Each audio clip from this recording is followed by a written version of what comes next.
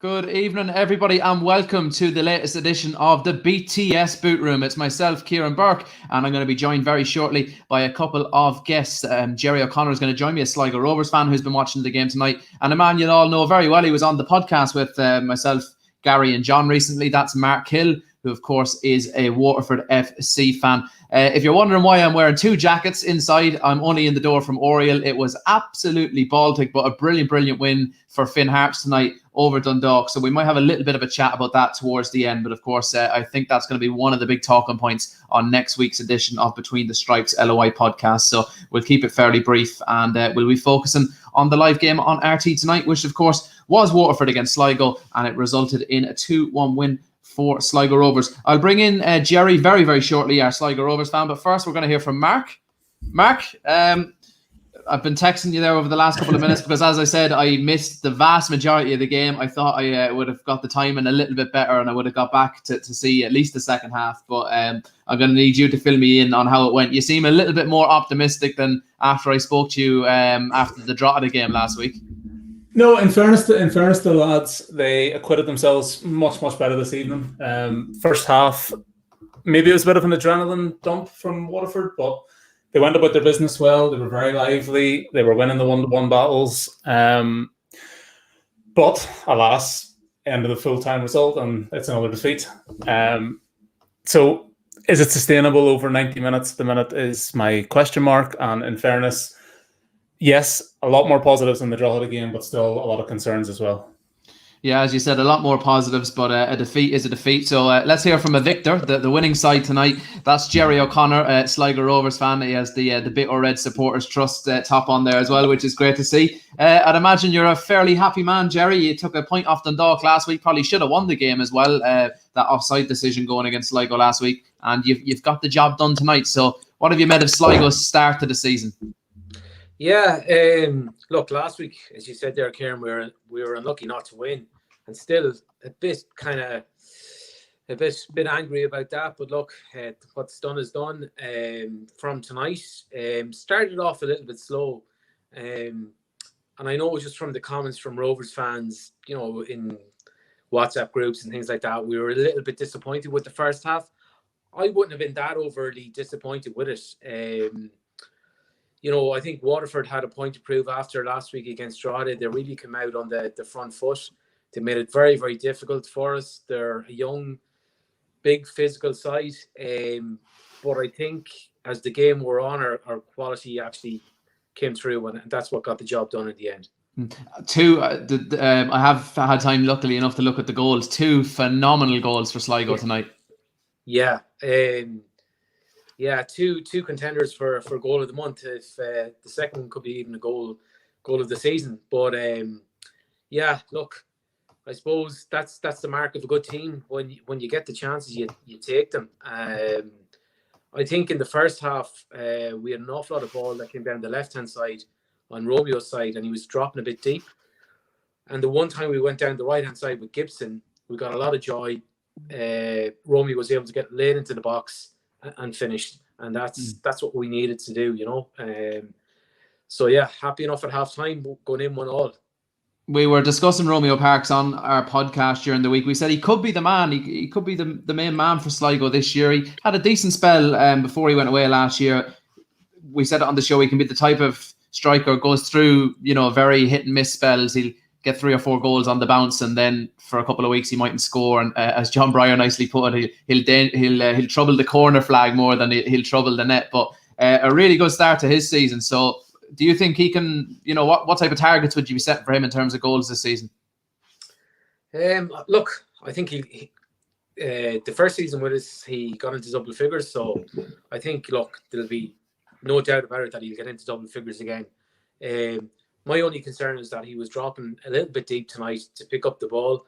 That's not where we want him in that area of the pitch. We want him higher up.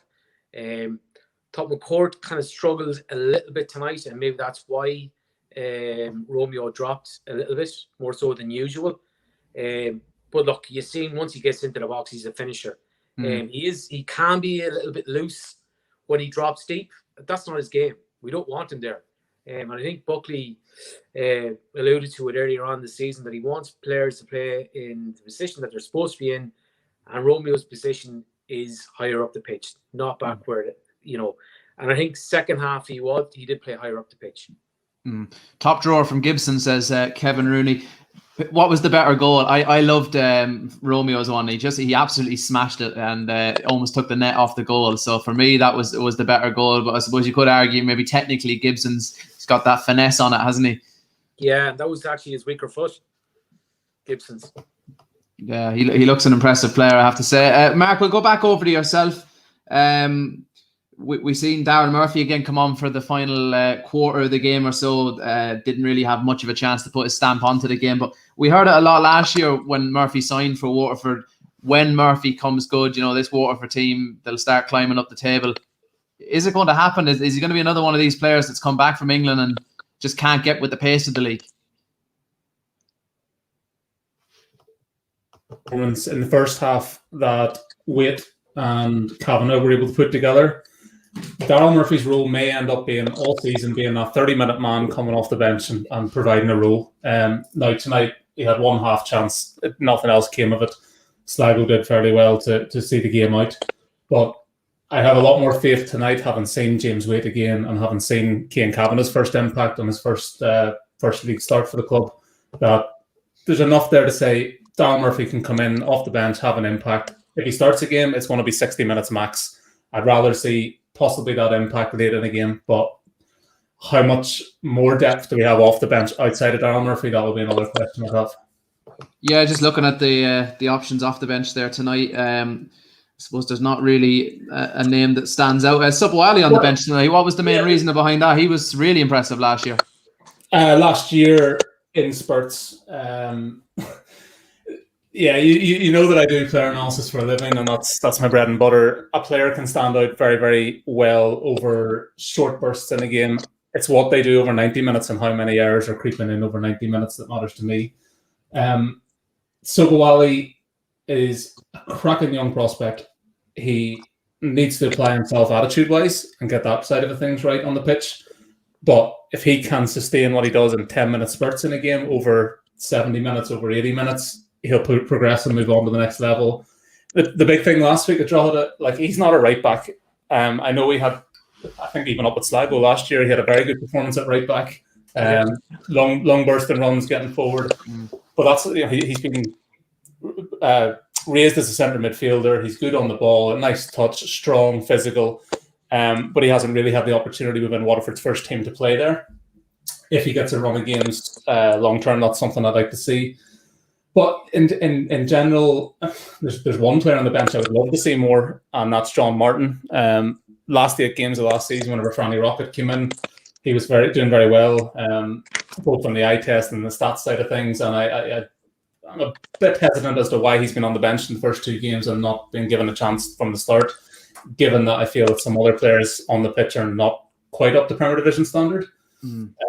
But in general, listen, I was very, very negative after the Drogheda game. Neither striker had a touch in the opposition box. We weren't stringing much together at all. We weren't being creative.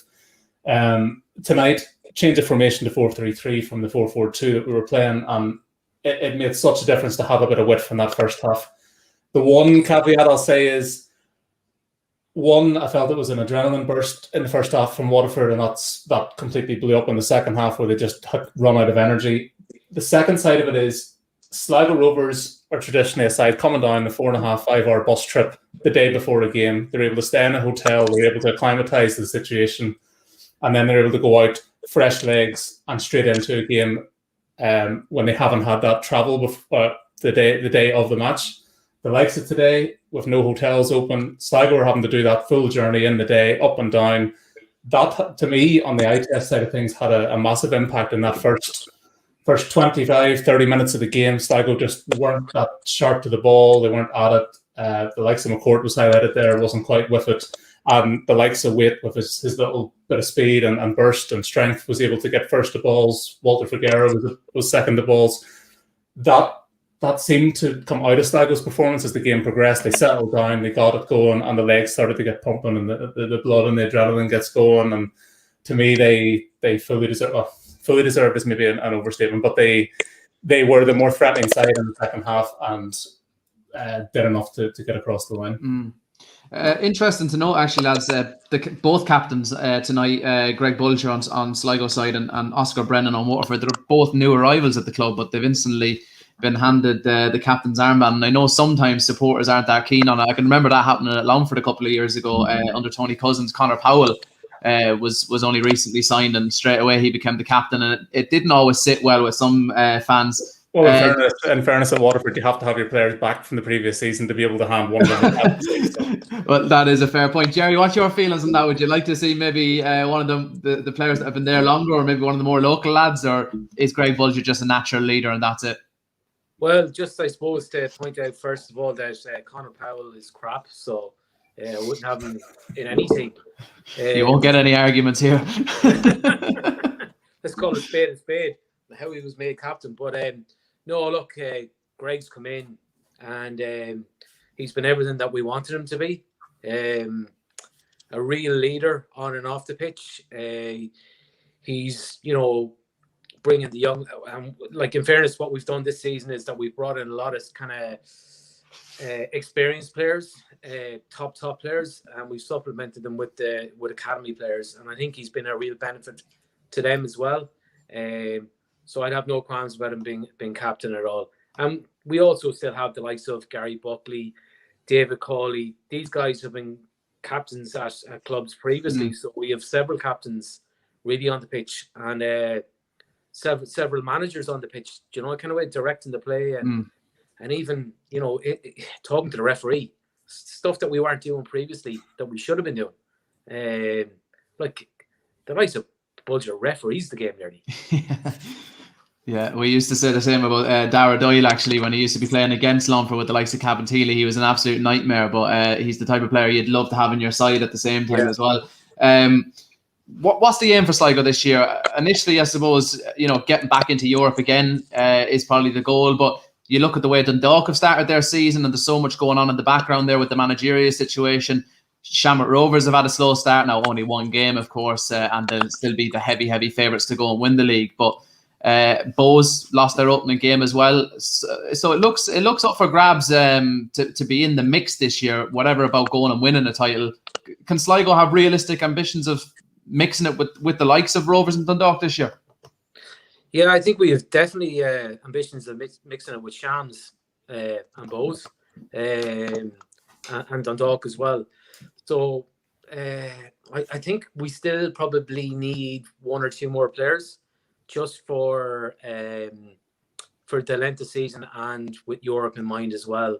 We have a good bench, but we probably need one or two more. But I think the league will be a little bit more open than it has been in the last few seasons, which is where the League of Ireland needs to be. That the best thing about the League of Ireland always is that every team going into the Premier Division season always has ambitions of winning the league. At least the top 5 or 6. And we've been missing that for the last probably 6 or 7 seasons. And that's its greatest strength, the league, is where, anybody can win it. And I think this season is that season where anybody can go for it. You go on a run and God knows where it'll take you. And, you see everybody's going to, look, you see Finn Harps today. Jesus, they were phenomenal. They're going to take some amount of points. I suppose, like with Harps, their strongest asset was always Finn Park, but now they're going on the road and taking points off people. So I think it's wide open. Yeah, I assume so. You both seen the Dundalk game. We might have a brief chat about that very quickly before I move back to Waterford, Mark, because I'm sure you'll like. Talk too much about Finn Harps either, though. Yeah, they were thoroughly. They were thoroughly deserving winners tonight, Mark, though. I was at the game, obviously. First half, they went in 1-up after a dreadful piece of goalkeeping from a baby. His distribution, I mentioned it on the podcast last week. I gave him the benefit of the doubt in the President's Cup because of the conditions. And no offence, Jerry, the Sligo pitch looked a little bit bobbly at times last week. So I gave him the benefit of the doubt. But tonight, his distribution was absolutely woeful. And he had a couple of let-offs before he made that mistake as well. There was a few times where he got the ball back and he took a heavy touch and he allowed the likes of Foley to charge him down. He eventually got caught out, Mark, and you're the very man that said on my podcast only 2 weeks ago you had major question marks over the goalkeeping situation. Yeah, I'm not going to go over old ground. Like it's one of these ones you never like to highlight an individual player for criticism, but we've seen the preseason footage. We've seen a bit of his career before he came to Ireland, and now we're seeing it firsthand outside of a penalty shootout and a few good reflexes. That his touch isn't good enough, his distribution isn't good enough, and he's like a bag of nerves every time a ball comes into the box, either on the ground or in the air. He's not great under a high ball from what I've seen tonight. Now, in defence of Dundalk, this is not to take anything away from Finn Harps this evening, but for me, that game should never have taken place. To me, it just underlines again where the FAI are archaic in the fact that full internationals representing this league and representing the club within this league is not enough for a game to be postponed. But a backup goalkeeper for an underage team can have a game postponed one player at first division level. You know, we're trying to sell the league, we're trying to market the league, we're trying to put the league on a pedestal, and we have full internationals playing this weekend and this week, representing the League of Ireland and representing a club within the League of Ireland. Yet the rule says that you have to be an Irish call-up, be it Northern Irish or Southern Irish. The FAI would argue, though, that this is written into the participation agreement that the clubs themselves signed. To be fair, I think you said it yourself to Shane in the interview this week that, you know, who knew this rule before coming in? And yes, there's fine print, yes, there's stuff, but point another league in the world that has this rule in place, that homegrown or natural talent within the league that can play for the country of the league is the only international call-ups that see a postponement in place. And I know we're in a different situation now with the league as a whole, where we have this novelty factor of Dundalk's dream team, if you like, coming together with all these foreign influences. But there's eyes on our league right now because of the EU situation. There's clubs in England willing to send their players to this league, and the standard of the First Division and the Premier Division is potentially going to be at an all-time high this year. And for me, the First Division especially has come on leaps and bounds in the last few years. All the games. Sorry, go ahead. Just to come in there, I agree 100% with what you're saying, but there's no better club to read fine print than Dundalk. Yeah, very valid point. Very valid point. I can tell you this much: my own club, Waterford, definitely don't read fine print, so we'll say nothing. You're 100% right, though. Yeah. The only thing is, Dundalk, I'm only playing devil's advocate here. I totally agree with what you're saying, but people would argue Dundalk brought in these international players. It's their job to know the rules. If they weren't aware of this rule, then why weren't they? Now, I'm not saying that they weren't. I don't know that. But from some of the comments Shane Keegan has made, it seems he's surprised by this rule when he heard it. I would love to be told differently, but I do not see another league in this world where that scenario crops up, other than Ireland, the FAI, and someone in a brainstorming meeting said, this will be a great idea, we're going to put it in our rules. You know, I just can't. It's unforgivable for me. Now, that's, as I said, not to take away from Finn Harps. They deserved tonight. They went about their business well, and Ollie Horgan has them not playing the Ollie Horgan way. So, like, they're really adapting themselves to the league. And from what I understand from talking to a couple of people down at Finn Harps, it's a player-led initiative, if you like, where they want to show the league that they can get the ball down and play football this year. They're playing out from the back. They have a bit about them, and you know, in my opinion, we still haven't even seen their best striker come on the pitch yet. So the fact that Adam Foley's banging in goals, they're creating chances, and they're putting it up to the likes of Bohemians and Dundalk in the first two games, coming away with 6 points, like you can't ask for more. But as I said, I have my severe reservations that the game should never have taken place in the first place. And Jerry, before I let you go, it's interesting to note Sligo's next game is against Longford Town, so I assume you'll have very close eyes on that game against Bohs tomorrow. What do you think of that next game for Sligo? Yeah. The N4 Derby, as it's called, isn't it? What's that? The N4 Derby. The N4 Derby, yeah. Look, in fairness, Rovers fans have great affection for Longford Town. They'll kind of be our second team. And I even remember going to a cup final there a few years ago, and we were going up in the train, and there was a couple of lads on the platform. I was literally just about to say it, yeah. I was just about to bring that up, yeah. Yeah, and they were holding up, you know, good luck Sligo Rovers from Longford Town. So like that's the kind of stuff. That's, I suppose, the friendship that we have, and that's the kind of stuff that we don't forget. And even though you dumped us out of the cup twice, 2 years in a row, 2 years in a row, 2 years in a row, we still have a lot of time for you. So but yeah, I suppose tomorrow I'll tell a tale too. Like first game against Derry City, look, Jesus, what a brilliant result. Unreal. Second game, you know, I suppose we'll know a bit more. Obviously, we'd be confident of winning that game at home against a newly promoted side. So we'd be looking to have, if you were to, I suppose... I think the game is in Longford, isn't it? Oh, is it? The game's in Longford, yeah. Not so confident now. It doesn't really. I just presumed it was at home, but it doesn't really matter anymore because we're watching on screens. But yeah, look, we'd still be confident, in fairness. And if you were to say to any Sligo Rovers fan or Liam Buckley, have 7 points after 3 games, you'd be pretty happy. Yeah, definitely. Jerry, been a pleasure having you on. Thanks very much for speaking to me, and we might catch up again after that Longford win. Cut. Jerry, thanks very much. Great speaking with you. Thanks, Kieran. Cheers. Cheers, Jerry. Mark, I'm going to keep you on for another couple of minutes. We've had a comment in from, I'm sure you know him well, Lyle Fitz, Sammy or Zaki. He goes by many different names these days, but he says Waterford with 2 away games next, Derry then Harps. Real test for them now if they're going to kick on. Yeah, again, will they be able to stay up on the north coast? You know, it's travelling back down to Waterford, then travelling back up again if it's two away games on the trot. Listen, it's a long old season. I think I said on the Between the Stripes podcast a couple of weeks ago, if there's one team that on paper could maybe open the checkbook if things are struggling down at the bottom, it might be Waterford. They certainly need the depth added to the squad as it stands. Like I know I've been fairly critical in general of the club and of the team of late. Like there was positives tonight. Again, we carried a set piece threat. There was a good team spirit. You've seen whenever the early goal went in, every player was flocking over to the goal scorer to celebrate. Smiles on the faces. I've been critical of the centre backs in pre-season in particular, Kyle Ferguson I was very critical of. But in fairness to Kyle, first 2 games he's gone and looked very, very solid. Time in his challenge as well. So there's positives to take away. And I said if you can keep both Murphys fit at either end of the pitch, it'll help as well. But you know, tonight Kevin Sheedy's pre-match interview said we're just having a look at all the players tonight.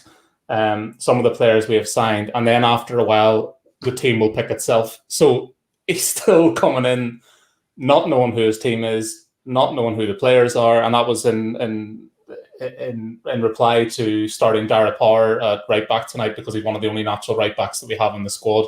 So that has to be a concern that he's still trying to get a feel of what his squad is about, what his team is about, and be it formation or setup or the team blend as a whole. If the manager's still not sure at this stage, I have my reservations that it's going to take the second half of the season before there's a rescue mission in place to keep Waterford's status this year. I know you usually have a multi-screen set up in front of you there. Did you have any of the First Division games on tonight? I did, but I kept missing the bloody goals. So I had UCD Athlone on in the background. I quite like UCD coming into the tie. I thought there was a market overreaction to Athlone on the investment side of things, but it looked like a very good game, very end-to-end. Both sides had chances. I just kept missing the goals every time I glanced across. And unfortunately, at the minute, with the Watch LOI or the LOI TV, whilst in general it's working very well, the lack of replays is a bit of an issue at the minute. Yeah, the lack of highlights is what I find the biggest issue, because obviously before we do the podcast on a Tuesday or Wednesday, I've watched a couple of games live, and then I'll go and watch the other games in full. But to try and watch 5 games in the Premier and then 5 games in the first in full, it's a hard slog. If I could make one a highlight package would be good. But even for me, as someone who sits and looks at Y-Scout or Instat and does analysis work, if they had a speed function where you could hit 2 times speed the way you can watching a YouTube video or something like that, where you can speed up and you know yourself whenever action is happening, you slow it down and you watch, and then you can speed it up again. Like I watch most of my footage in 1.5 or 2 times speed. It makes such a difference for the amount of content I'm able to consume in a shortened amount of time, if you like. So that's one thing I'd say. I seen the goals in the Cork Cove game. Again, looked like a nice match, going end to end, and Cork, I think, came out on top in the end. But yeah, just to mention the results for anyone that hasn't seen them opening night of the first division. Cork City 2-1 winners in the derby against Cove. Cian Coleman and Cian Baggery with the goals for City, and it was Kieran Griffin with Cove's goal. It was 0-0 in the meeting of the big two, as they're calling it. Galway against Shells. Glenn McCauley was sent off after 41 minutes for Shells, but Galway only left with a point. UCD 2, Athlone 2. Mark Dignam with the goal, the opening goal for UCD. Stephen Meany equalised for Athlone. Dara Keane scored on the 74th minute for UCD, but Adam Wickstead got a 94th minute equaliser for Athlone. And Wexford lost 2-1 at home to Cabinteely. Kevin Knight, Dean Casey with the goals for Cabo, and Luke Turner with a goal after an hour for Wexford, but they lost out by 2-1. So any real standout or surprise results there from the opening night in the first division? No, to be honest, no. Just I should add, the Cove goal was a very good finish from Griffin. I'm intrigued about some of these intermediate and junior players that are stepping up the League of Ireland for the first time, and Griffin took his goal extremely well. So yeah, across the board, there wasn't any runaway wins. Everything's been fairly tight, and I think that's going to be the theme of the first division all season. I think it's going to be tight affairs. I think anyone can beat anyone, and it's going to be who stays the fittest and who gets the bit of luck at the end of it all. Are you still leaning the way of Galway even after they lost Lombato in pre-season? Yeah. To be fair, if they can get the Podge Cunningham that I know the player is capable of, if they can get him going and Rory Keating going and Mikey Place, they have goals in the side up top. I believe they've done a bit of a change up from the traditional John Caulfield setup in terms of they're not doing that 4-3-3 or 4-2-3-1 anymore. They've gone to a back three. They haven't yielded any goals tonight, but they haven't conceded tonight. So, big blow for Lombato. He's looked like a cracking prospect the second half of last season, and then into pre-season this year was fired on all cylinders again. Was really excited about seeing him in the first division this year and where he could go on a personal stage. So I wish him all the best and hope he's back up and running as soon as possible. And look, finally, before I let you go, 2 games in the Premier to look forward to tomorrow. Again, they're on at the same time, which really frustrates me because I think that that game at Richmond between Pats and Drogheda is going to be the game of the weekend. 2 teams that like to get down and play. They both had decent results on the opening weekend, so it's a big game for both teams. And then at the same time, you obviously have Bohemians against Longford Town. How do you see those games playing out tomorrow? To be honest, the last time I was at a Pats Drogheda game, I think it was a 0-0 pre-season friendly about 2 years ago. So I have sort of a recency bias in my head of how I think the game's going to play out. I think it's going to be a tight affair. I think Tim Clancy away from home is going to set up to be tight, to be hard to break down and try and play on the counter-attack. Do I think Pats have all the pieces right now to unlock a team like that? I'm not 100% convinced yet. I think they absolutely have the potential to, but we seen last week Ronan Coughlin wasn't up and running in terms of linking up well with the teammates and stuff. So they're and like say Billy King wasn't fully fit as well. So they're not having that creative edge in the final third yet. If you're having a team that now has a spine with the experience of Massey and Deegan and stuff in there, they're just going to kick you. They're going to make it hard to break down and beat. I could see a 0-0 at the end of all this. That's not what I wanted to hear. But what about the Longford game? Longford game. Listen, to be fair to your lads, last week, obviously 2 weeks ago on the podcast, I wrote them off. I said I could not see them not finish bottom. But last week, the lineup surprised me. The formation surprised me. And they absolutely gave it their all for 90 minutes. And in fairness, if they adapt that mentality and have that dressing room atmosphere and have, the players they had on the bench last week could get into other Premier Division sides and make an impact. So there's a lot more to be excited about now with Longford than last season. Bowes, on the other hand, are you going to be playing a wounded dog? Are you going to be playing someone who has a point to prove after the Finn Harps performance last week, which just simply wasn't good enough? Keith Long experimented with his formation, which he never does. Went with the back three up at Harps, didn't work. I think we're going to see a traditional Bowes setup in this game. They're going to be up for it, and it could go either way. I'd lean Bowes, but if the level of attitude and performance and energy that Longford put across last week is shown again on the road, then you're well able to pick up another positive result. I'm happy enough with that. So that's where we'll sign off tonight. Mark, pleasure speaking with you as always. And if you want to give the viewers your social handles. Yeah, everything's Mark Hill Sports. So I've stopped doing the YouTube a little bit. I've taken on some extra work working on US sports and stuff for a client. So, but I'm Twitter mad, so I'm always tweeting something, either League of Ireland or betting related. So yeah, Mark Hill Sports on most of the platforms. Yeah, make sure you give them a follow. Mark, great speaking with you. Perfect, Kieran. Good luck. And that is where we're going to leave it tonight on the BTS Boot Room for previews to those two games tomorrow in the Premier Division. That's being Bows against Longford and Pats against Drogheda, and the game on Sunday in the First Division between Bray Wanderers and Treaty United. Yeah, check out Between the Stripes LOI podcast, which is available on all good podcast providers or via our website, betweenthestripes.net. It also contains an interview with the Treaty United chairman, Con Murray, so well worth checking that out. But for tonight, that's where I'm going to sign off. Keep an eye on our socials tomorrow, because there'll be video updates from Dalymount Park. I'll be at the game tomorrow, Bows against Longford, so keep an eye out for some video content around that. And as I said, the podcast back again next week, so be sure to check that out. Before we go tonight, a reminder of our new website. But for tonight, it's me signing off. Good night.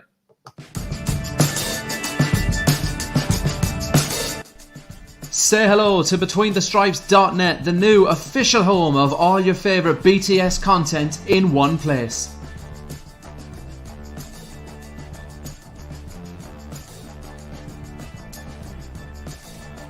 Are you a regular listener of Between the Stripes LOI podcast? Well, great news. You can now find all of our latest podcasts via our new website, and you can listen to them there as well, while as ever, you can continue to sync up with the likes of Apple, Spotify, Google, and all your favourite podcast providers. Not only can you listen to our weekly podcast, you can find our podcast extras, the likes of our League of Ireland Life Stories series, and you can listen to these directly through BetweenTheStripes.net. We're delighted to have some huge names on board providing regular columns this season on BetweenTheStripes.net, including the likes of Stephen Henderson, Conor Hoey and James Rogers. Read their thoughts now on BetweenTheStripes.net. You can also find all of our latest video content through Between the Stripes TV on BetweenTheStripes.net right now. As ever, you can link up with our socials, Facebook, Twitter and Instagram, and if you'd like to buy us a coffee, you can do that now as well through the desktop version of BetweenTheStripes.net, the new home of Between the Stripes. On top of all of that, our new website is 100% mobile optimized, meaning you can scroll and read the latest Between the Stripes stories, listen to our latest podcast, look at our latest videos, all on the go 24/7 via BetweenTheStripes.net.